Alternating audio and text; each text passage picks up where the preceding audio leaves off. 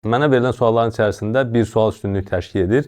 İzləyicilərimizdən biri soruşur ki, libido, cinsi istəyin azalmasının səbəbi cinsi infeksiya və yaxud prostat vəzin xəstəlikləri ola bilərmi?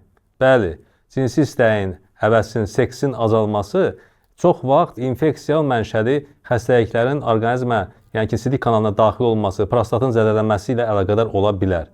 Çox təəssüf ki, bunu çox vaxt bizim pasiyentlər gec bilirlər və yaxud da ki, gec müşahidə edirlər. Onun klinik simptomlarını hiss eləmirlər, hiss edirlərsə də həkimə gec müraciət edirlər. Nəticədə bu proses biraz uzanır və prostatın xəstəlikləri, yəni xroniki prostatit və infeksiyanın gedib prostatda qalması nəticəsində get-gedə testosteronun da konsentrasiyasının aşağı düşməsi və aşağı çanaq orqanlarında mikrosirkulyasiyanın azalması nəticəsində get-gedə cinsi istək libido azalır.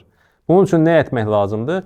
İlk növbədə cinsi həvəsin azalmasını müşahidə etdikdə, yəni seksə olan marağın get-gedə sönməsini artıq pasiyent və yaxud da ki, hər hansı bir bəy, kişi xeylağı müşahidə etdikdə mütləq həkimə müraciət edib səbəbini araşdırmalıdır. Bu hormonal səbəbdən asılıdırsa, hormonlar korreksiya olunmalıdır. Yox, əgər cinsi infeksiya ilə əlaqədardırsa, cinsi infeksiyalar müalicə olunmalıdır və yaxud da ki, prostat vəzinin xəstəlikləri ilə əlaqədardırsa, xroniki prostatit vaxtında müalicə olunmalıdır ki, cinsi istək, həvəs öz norma, öz əvvəlki vəziyyətinə qayıtsın.